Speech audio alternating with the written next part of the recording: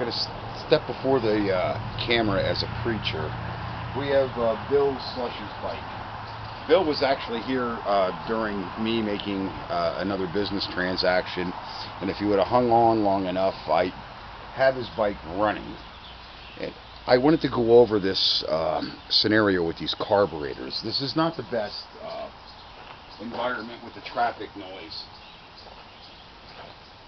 One of the things that vexed Bill and blew out his magneto and the CDI coil, they were both bad, is somebody was trying to run and start the bike.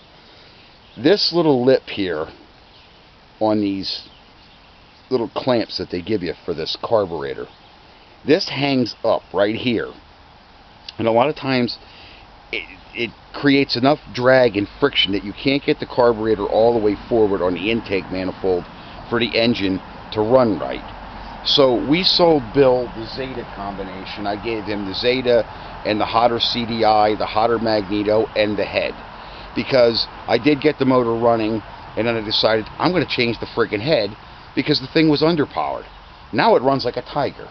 So it's a peeve of saving old parts or used parts. And it was actually a new part, the head, because I put one of Fred's heads on the new Zeta engine. So this thing can vex you, and I'm going to show you what to do about it. And then we're going to talk about tranny fluid. And I don't mean some weird guy's semen or whatever. Transmission fluid, Dexron, and that with the PTFEs. Those are what you want to lubricate, because we have to do Billy Joe's window tracks. This is my answer, and I've showed this to people over and over. Outside of, that's how I know it's one of Mike's bikes, because of those little queer screws right there. Anyway, Mike failed to tighten this up right, so it blew the electric out. The bike ran, but it does not run right, and neither are the bolts trimmed off, which we're going to do nice and neatly for Bill. Because if you ever get your foot or something caught in here, you're going to have a big surprise. So it costs money to run the air compressor, to run the air tools, to cut that stuff off. But I use one of these 6mm bolts, and I was out of nuts. I was searching high and low. I swear to God, I go through so much of this stuff making these minor little repairs, and there's usually out of the repair not enough money half the time to replace the stuff. So I changed the head originally. That was my original intention. The bike got dusty in the shop and everything. It was sitting here. New spark plug, new CDI, and new spark coil. And Bill's good to go. Because transmission fluid, I keep it in a can here like this. And if you have manual windows like we do on the Super Sport truck here, these manual windows can vex you. They don't go up and down. And if you use WD-40, when you get cold and hot weather, it washes it down the window channel, and it just does not work anymore. So I use the stuff with PTFEs, and I'll actually use a white silicone grease. They have one with the PTFEs in it, because I use it on her with the electric windows, and I also use Rain-X on my windows. Now this one's got a little bit of fog from shooting her with paint. The doors actually, not the truck, but this one I would put Rain-X and stuff because it helps it go up and down these window channels right here. These channels right here, they can bind up, they get dry from sun, the UV rays and stuff like that, and there's really not much to treat the track itself with other than putting Rain-X here and stuff. It helps your window go up and down. So that's about my video. I do make motorized bike videos. Dr. Evil was out. He's in about his 6th year, 7th year now. I don't know how old he is anymore. He still kicks ass. Fred's head, one of my performance carburetors, performance CDIs. This guy, he'll just go forever, because I was out on him 3 times today in between customers. So that's my motorized bike video. What can go wrong? Everything. If you don't have a powerful CDI and you don't have a jetted carburetor, because I did jet his carburetor, I took it apart, he has nothing to bitch about when he picks up his bike.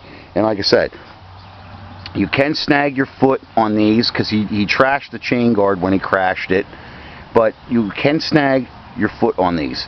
And the other thing is, I set my bikes in a certain gear and I don't move them. I can easily get the bike started in that gear. I don't want you guys thinking you got a hot rod or you're going to be shifting gears. All you're going to do is foil and goof yourself. You're going to hurt yourself. Okay, you keep it in the gear you can get it started in, and you ride it with the motor.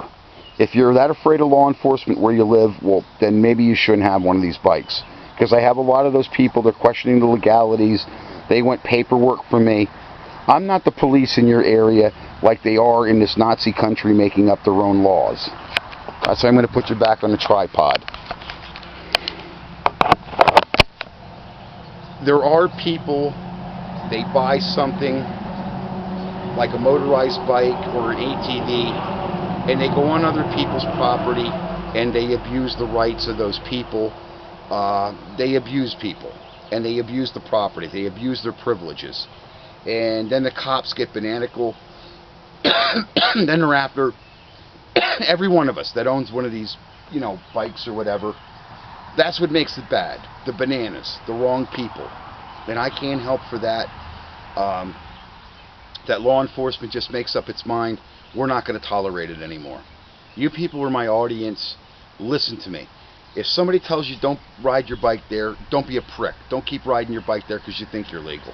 Because when the cop comes along, he may not agree with you. Just try to be a sensible type of dude. So that is my thing is, there are a lot of mistakes you can make on those bikes. The biggest one is those carburetors. That's how they fail. I trim them out with a Dremel tool, and I trim those little lips off so they're not there anymore, so the clamp actually seals. Because the clamp itself is decent, and it's made for it. The Chinese engineering and tolerances, we've discussed this how many times in my videos. The Chinese just ain't up on what they're supposed to do. They're not an American. They're not a critical bastard like I am. Like I said, you wouldn't want to serve under me under a Navy ship, because if I told you what to do, that's the way I want it done, because that's the way it works, and that's the only way I want it done. And that's what Uncle Dutch does here. That's why I call me your Dutch uncle on the bikes, because I'll never lie to you.